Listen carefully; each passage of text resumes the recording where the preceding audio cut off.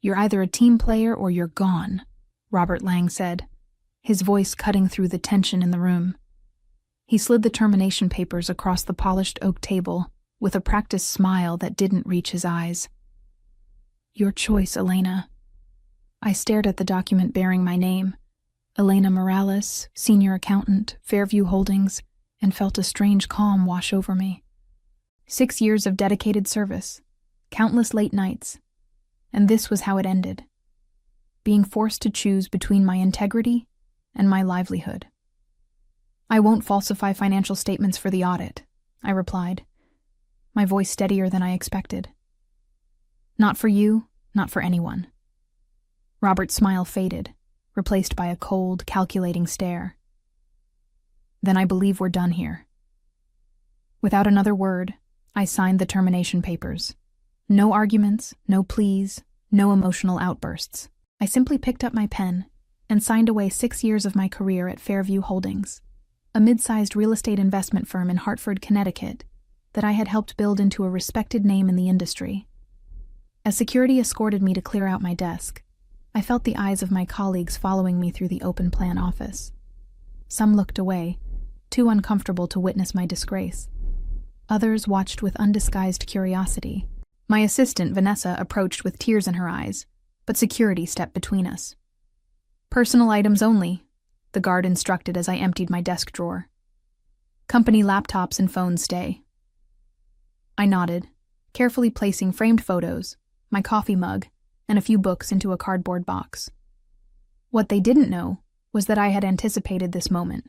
For months, I had been documenting every questionable directive, archiving incriminating emails, and taking screenshots of Slack conversations where executives discussed massaging the numbers and creative accounting for the upcoming audit. At 39, I was too experienced to be naive. When the pressure to adjust financial records began 3 months ago, I knew exactly where it was heading. I had seen it before at other companies, the subtle hints evolving into direct demands, all leading to the same place: fraud. As I walked through the lobby for the last time, box in hand, I caught my reflection in the glass doors. My dark hair was pulled back in its usual neat bun, my expression composed despite the turmoil within. I wasn't just leaving a job. I was standing at the precipice of a moral decision that would ripple through many lives, including my own. Tomorrow would be different.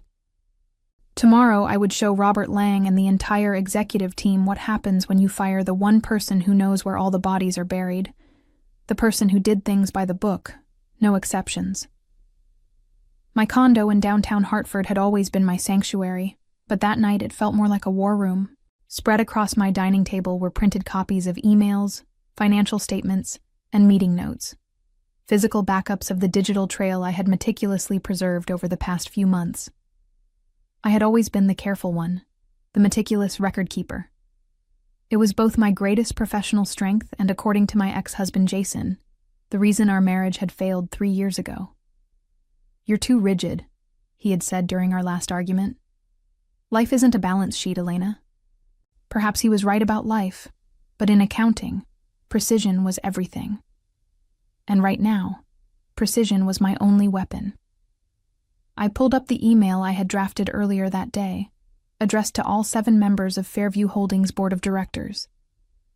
The message was simple and factual, with no emotional language or accusations. Just the truth, laid bare in black and white, with dozens of attachments proving systematic financial misrepresentation, ordered by Chief Financial Officer Robert Lang and supported by Chief Executive Officer Thomas Wilson. My finger hovered over the send button as doubt crept in. Was I really prepared for the fallout? Once I pressed send, there would be no going back. I would be branded a whistleblower, respected by some, reviled by others. My phone buzzed with a text from Vanessa. "They're saying you resigned because you couldn't handle the pressure. Lang already interviewed your replacement." That was all I needed. I hit send.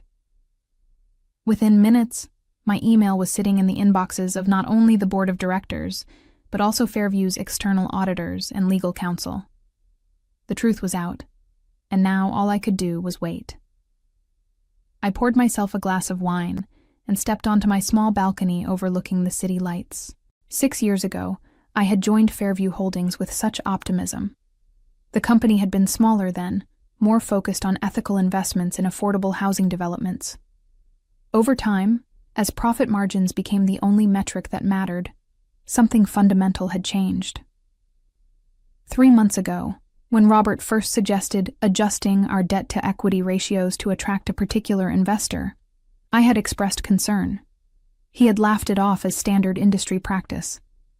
2 months ago, when he instructed me to reclassify certain expenses to inflate our quarterly earnings report, I documented the conversation and quietly began gathering evidence. 1 month ago, when he ordered me to create a shell subsidiary to hide underperforming assets before the audit, I knew my days at Fairview were numbered. I just hadn't expected the end to come quite so abruptly. Looking out at the Hartford skyline, I wondered how many other companies were hiding similar secrets behind their gleaming windows, and how many other accountants were facing the same impossible choice I had faced today.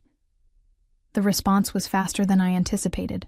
By 8 a.m. the next morning, I had received calls from 3 board members, including Chairwoman Diana Frost, who had always struck me as the most ethically minded of the leadership team. "We've called an emergency board meeting for noon," she informed me, her voice grave. "The evidence you've provided is concerning, to say the least. Would you be willing to join us via conference call?" I agreed, spending the morning organizing my documentation and preparing my statement. At precisely noon, I connected to the call. "The board has reviewed your materials, Miss Morales," Diana began after introductions were complete. "We've also spoken with our legal counsel about next steps. But before we proceed, we'd like to hear directly from you about what transpired."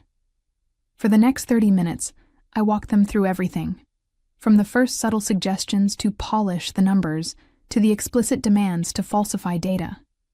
I detailed Robert's growing pressure and eventual ultimatum that led to my termination. "And you have documentation for all of this?" asked board member Gregory Patel, his tone skeptical. "Every instance is documented with emails, meeting notes, or recorded conversations in accordance with Connecticut's one-party consent laws," I confirmed. "I've been in accounting for 17 years, Mr. Patel. I understand the importance of evidence." The silence that followed told me everything. They believed me. But more importantly, they knew I had them cornered. If they didn't act on this information, they would be complicit. "Thank you for your candor, Miss Morales," Diana finally said. "Please keep your phone nearby. Our legal team will be in touch." 3 hours later, I received an email notification for an urgent press release from Fairview Holdings. The statement announced the immediate suspension of Robert Lang and CEO Thomas Wilson, pending a full independent investigation into alleged financial improprieties.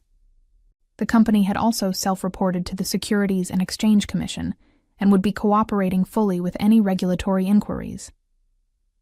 My phone rang almost immediately. It was Vanessa. "The office is in chaos," she whispered. "Security just escorted Lang and Wilson out of the building. People are saying the feds might get involved."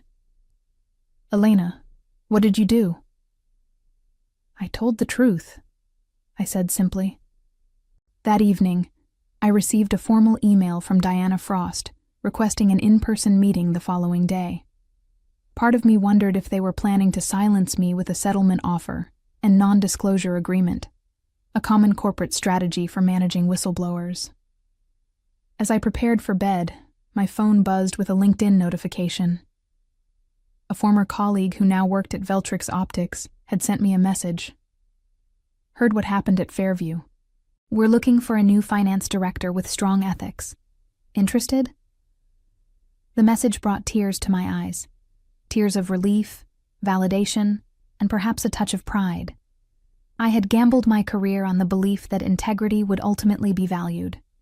Now, it seemed the first evidence was appearing to support that belief. Still, as I drifted off to sleep, I knew this story was far from over. The real fallout was just beginning, and morning would bring new battles to face. The following morning, Fairview Holdings stock had dropped nearly 15% by the time I arrived for my meeting with Diana Frost. The lobby of the company's headquarters, normally bustling with activity, was eerily quiet except for a few reporters lingering outside, hoping to catch an insider for comment. Security brought me directly to the executive floor, the same floor I had been escorted from in disgrace just 2 days earlier. The irony wasn't lost on me. Diana was waiting in the boardroom alongside 2 individuals she introduced as Terrence Walker from the firm's legal department and Josephine Alvarez, an attorney from an external law firm specializing in corporate compliance. "Thank you for coming, Elena," Diana began. "We've initiated a full-scale independent investigation, but the board felt it important to hear your perspective on how widespread these issues might be." "Before we begin," Josephine interjected, "I want to clarify that Miss Morales is here voluntarily and should be treated as a whistleblower protected under federal law, not as a hostile party." I appreciated the attorney's directness, though I suspected her concern was more about limiting Fairview's liability than protecting me. "Of course," Diana agreed smoothly. "Elena, we value your 18 years of experience in financial compliance and hope you can help us understand the full scope of what we're dealing with." 17 years, I corrected automatically. It was a small detail, but in my world, precision mattered. For the next hour, I walked them through the evolution of the accounting irregularities, how they had started small but grown increasingly brazen as external financial pressures mounted on the company. I explained how Robert had compartmentalized the deceptive practices, ensuring that different team members worked on isolated pieces so that no one besides him had the complete picture. No one except me, that is. As senior accountant, I was the nexus through which all financial information flowed. "How many others do you believe were knowingly involved?" Terrence asked, taking careful notes. "Based on direct evidence, I can only confirm Robert Lang and Thomas Wilson," I replied. "Several others may have suspected, but Robert was careful to maintain plausible deniability for most of the team." Diana leaned forward. "Elena, I'm going to be blunt. The board is prepared to offer you reinstatement with a substantial promotion and compensation increase.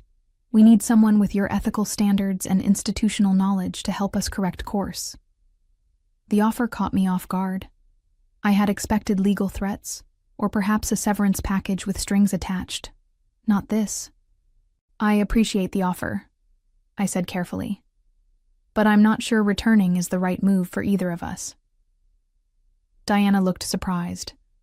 She clearly wasn't accustomed to having her offers rejected. "May I ask why?" "The compensation would be quite generous." "Because the problems at Fairview go deeper than Robert and Thomas," I said. "The board has received quarterly reports for years. You approved executive bonuses tied to financial metrics that, in retrospect, were clearly implausible. Either the board failed in its fiduciary duty of oversight, or some of you were aware and chose to look the other way." The room fell silent.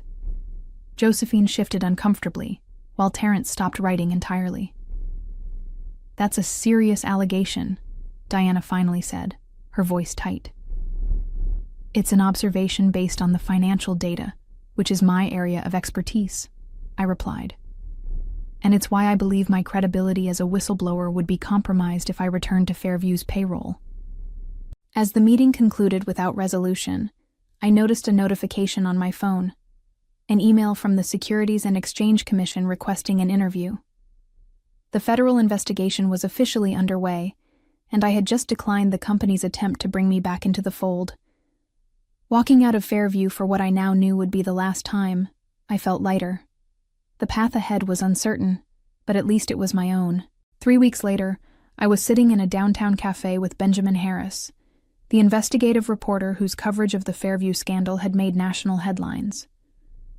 What had started as a local business story had expanded into a full-blown exposé on corporate fraud that had sent shockwaves through the real estate investment industry. "Just to confirm," Benjamin said, checking his notes, "you're comfortable with me quoting you directly on the timeline of events leading to your termination?" I nodded, scanning the latest draft of his article on his tablet. "Everything attributed to me is accurate. But remember our agreement. This interview is about corporate accountability, not personal vendettas." "Absolutely," he agreed, taking back the tablet. "Though readers love a personal angle. Any interest in sharing how it felt to watch Fairview's stock drop 30% since the scandal broke?" I sipped my coffee, considering my response carefully. "I take no pleasure in watching a company I helped build suffer, Benjamin. Many honest employees are now facing uncertainty because of decisions made by a few." He looked disappointed, but made a note. "Fair enough. What about the SEC investigation? Sources tell me you've had multiple interviews with federal regulators." "I can't comment on an ongoing investigation," I replied, the answer practiced and precise. Our conversation was interrupted by an incoming call from a number I didn't recognize. Normally, I would have let it go to voicemail, but something told me to answer. "Elena Morales speaking," I said, excusing myself from the table. "Miss Morales, this is William Bennett, Chief Compliance Officer at Thornmere Financial." The name of one of Fairview's largest competitors immediately caught my attention. I was hoping we might meet to discuss an opportunity. I scheduled a meeting for the following day and returned to Benjamin, who was watching me with undisguised curiosity. "Another job offer?" he asked. "That's the third one I've seen you take since we sat down." It was true. In the week since the scandal broke, I had received inquiries from multiple companies seeking financial compliance leadership. My reputation as the whistleblower who took down Fairview's executive team had made me simultaneously radioactive and highly desirable, depending on a company's priorities. "Would you believe me if I said it was a cold call about my car's extended warranty?" I joked. Benjamin laughed. Not for a second. His expression turned more serious. "Elena, there's something you should know before this article goes to print. I've uncovered evidence suggesting that Fairview's fraudulent practices may have direct connections to Redwood Capital Partners." I felt my blood run cold. Redwood was one of the largest private equity firms in the Northeast, with tentacles reaching into dozens of companies across multiple industries. "What kind of connections?" I asked, keeping my voice level.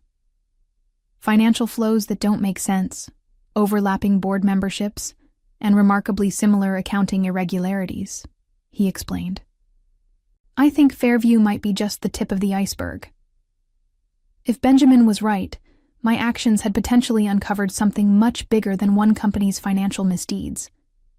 It also meant that some very powerful people might have reason to be concerned about what I knew, or what I might discover. As if on cue, my phone buzzed with a text message from an unknown number. "You've made your point. Walk away now if you know what's good for you." I showed the message to Benjamin, whose eyes widened. "Are you going to report this?" he asked. I took a screenshot and forwarded it to my attorney. "Already done." The warning only confirmed what I was beginning to suspect. I had stumbled onto something much larger than one CFO's attempt to cook the books. The question was, how deep did I want to dig? The offices of Thornmere Financial occupied 3 floors of a sleek downtown tower with views of the Connecticut River. I was shown to a conference room where William Bennett waited alongside Thornmere's CEO, Victoria Larson, and a woman introduced as Imani Johnson, head of internal audit. "Thank you for coming, Miss Morales," Victoria began after pleasantries were exchanged. "I'll get straight to the point. We've been following the Fairview situation with great interest, and frankly, we're impressed by your integrity." William nodded in agreement. "In the current regulatory environment, companies like ours are under intense scrutiny. We need someone with both technical expertise and moral courage leading our compliance efforts. We'd like to offer you the position of Chief Compliance Officer," Victoria continued. "The role would report directly to me, with full board access and a substantial budget for staffing your department as you see fit." The offer was unexpected. Not just a job, but a C-suite position with significantly more authority and compensation than I had ever had at Fairview. "That's very generous," I replied carefully. "May I ask what prompted such a substantial offer to someone you've just met?" Victoria and William exchanged glances. Honesty? Fear, Victoria admitted. Not of you, but of being the next Fairview. The regulatory landscape is changing, and we need someone who can ensure we're not just compliant on paper. Also, Imani added, speaking for the first time, I reviewed your work when we competed with Fairview on the Westridge Development Project last year. Your financial models were impeccable. Talent like yours is rare. Their transparency was refreshing, but something still felt off. The offer was too perfect, too quickly extended to someone at the center of an ongoing scandal. Before I consider your offer, I said, I need to ask a difficult question. What is Thornmere's relationship with Redwood Capital Partners? The atmosphere in the room shifted instantly. Victoria's smile faltered ever so slightly, while William's posture stiffened. They're a minority investor in some of our development projects, Victoria answered carefully. Why do you ask? Because I've received information suggesting Redwood may be linked to the same financial irregularities I uncovered at Fairview, I replied, watching their reactions closely. And I've recently received what could be interpreted as a threat warning me to stop investigating. Imani leaned forward, her expression grave. What kind of threat? I showed them the anonymous text message. This is concerning, William said after a moment, but I'm not sure what it has to do with our job offer. Everything, I countered.